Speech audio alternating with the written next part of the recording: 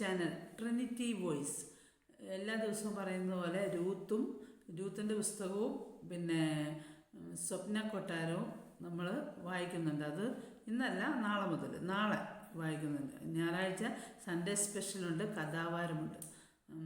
അപ്പോൾ നിങ്ങൾക്ക് അതിൻ്റെ ആദ്യം മുതൽ കേൾക്കണമെങ്കിൽ ഐ ബട്ടണിൽ പ്രസ് ചെയ്യുക. മരുഭൂപ്രയാണത്തിൽ ചാടിടുവാനൊരു നല്ല നായകൻ നിനക്കില്ലയോ? മരുഭൂപ്രയാണത്തിൽ ചാടിടുവാൻ ഒരു നല്ല നായകൻ നിനക്കില്ലയോ? കരുതും നിനക്കവൻ വേണ്ടതെല്ലാം, തളരാതെ യാത്ര തുടർന്നിടുക. കരുതും നിനക്കവൻ വേണ്ടതെല്ലാം, തളരാതെ യാത്ര തുടർന്നിടുക. അഴലേറും ജീവിതമരുവിൽ നീ തളരുകയോ ഇനി സഹജേ? ഫസ്റ്റ് സെഷനിലേക്ക് നമുക്ക് പോകാം. ഉൽപ്പത്തി പുസ്തകം 4 8, 9, 10. Genesis chapter 4 words 8, 9 and 10. എന്നാൽ കയീൻ തൻ്റെ അനുജനായ ഹാബേലിനോട് നാം വയലിലേക്ക് പോക എന്ന് പറഞ്ഞു. അവർ വയലിലിരിക്കുമ്പോൾ കയീൻ തൻ്റെ അനുജനായ ഹാബേലിനോട് കയർത്തു അവനെ കൊന്നു. And Cain talked with Abel his brother, and it came to pass when they were in the field that Cain rose up against Abel his brother and slew him. പിന്നെ യഹോവ കയീനോട് നിന്റെ അനുജനായ ഹാബേൽ എവിടെയെന്ന് ചോദിച്ചതിന് ഞാൻ അറിയുന്നില്ല, ഞാൻ എൻ്റെ അനുജൻ്റെ കാവൽക്കാരനോ എന്ന് അവൻ പറഞ്ഞു. And the Lord said unto Cain, where is Abel thy brother? And he said, I know not, am my brother's keeper. അതിന് അവൻ അരുളി ചെയ്തത്, നീ എന്ത് ചെയ്തു? നിന്റെ അനുജൻ്റെ രക്തത്തിൻ്റെ ശബ്ദം ഭൂമിയിൽ നിന്ന് എന്നോട് നിലവിളിക്കുന്നു. And he said, what hast thou done? The voice of thy brother's blood crieth unto me from the ground. ഇനി നമുക്ക് സെക്കൻഡ് സെക്ഷനിലേക്ക് പോകാം. റിക് വാറിൻ്റെ ബുക്കായ പർപ്പസ് ഡ്രിവൺ ലൈഫ് എന്ന ബുക്കിലേക്ക്. Hope is an essential to your life as air and water. You need hope to cope. Doctor Bernie Siegel found we could predict which of his cancer patients would go into remission by asking, do you want to live to be 100? Those with a deep sense of life purpose answered yes, and were the ones most likely to survive.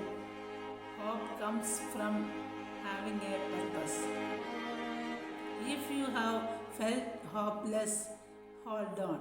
Wonderful change are going to happen in your life as you begin to live it one purpose. God says, I know what I am planning for you.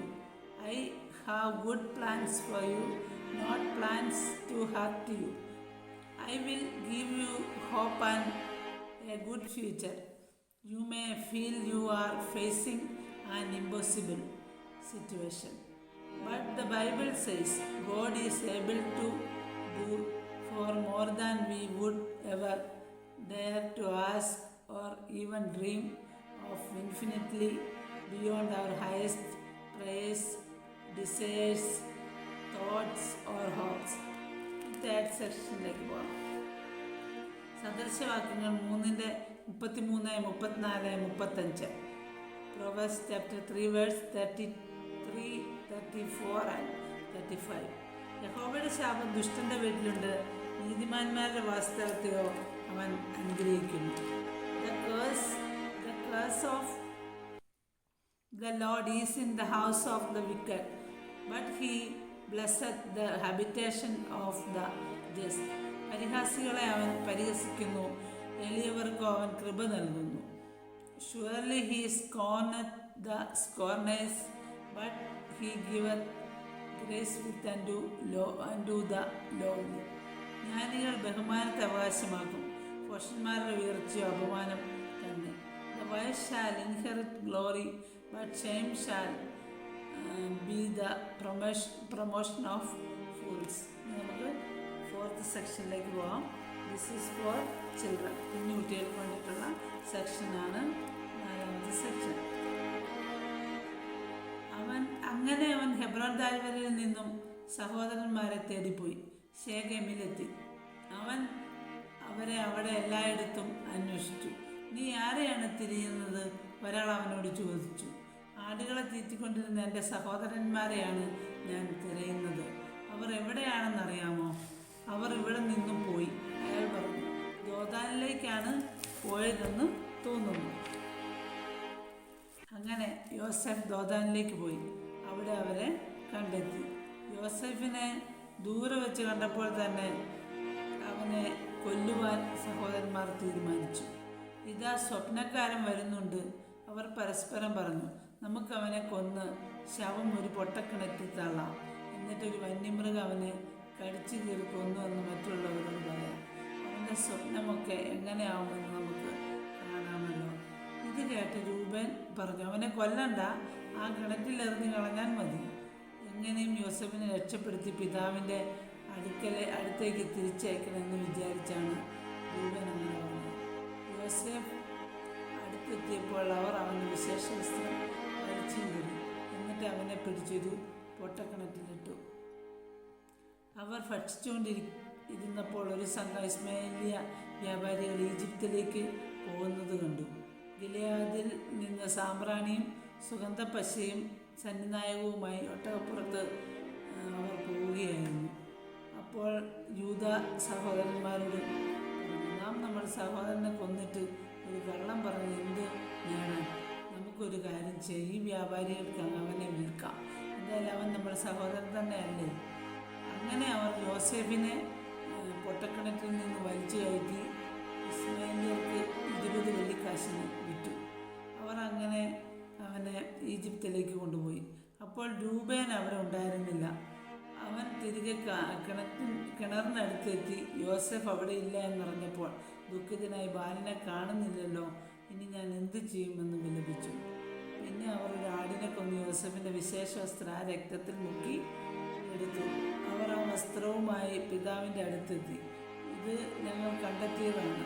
ഇത് നിൻ്റെ മകൻ്റെ കുപ്പായമാണോ അല്ലയോ എന്ന് നോക്കണം എന്ന് പറഞ്ഞു. അത് യോസെഫിൻ്റെ കുപ്പായം തന്നെയാണെന്ന് യാക്കോബ് തിരിച്ചത്. അതെ, ഇതെൻ്റെ മകൻ്റെ വിശേഷ വസ്ത്രം തന്നെയാണ്. ഏതോ ദുഷ്ടമൃഗാൻ്റെ യോസെഫിനെ കടിച്ചു കീറി കളഞ്ഞല്ലോ. യാക്കോബ് ദുഃഖത്തോടെ പൊട്ടിക്കരഞ്ഞു. യാക്കോബ് വളരെ കാലം ഏറെ ദുഃഖത്തോടെ വിലപിച്ചുകൊണ്ടിരുന്നു. അവൻ്റെ മക്കൾ അവനെ ആശ്വസിപ്പിക്കാൻ ശ്രമിച്ചു, പക്ഷെ അവനെ ആശ്വസിക്കുവാൻ സാധിച്ചില്ല. എൻ്റെ മരണം വരെ ഈ ദുഃഖം മാറുകയില്ല, യാക്കോബ് പറഞ്ഞു. അപ്പോൾ 4 സെക്ഷൻ ഇവിടെ അവസാനിച്ചിരിക്കുകയാണ്. God bless you abundantly.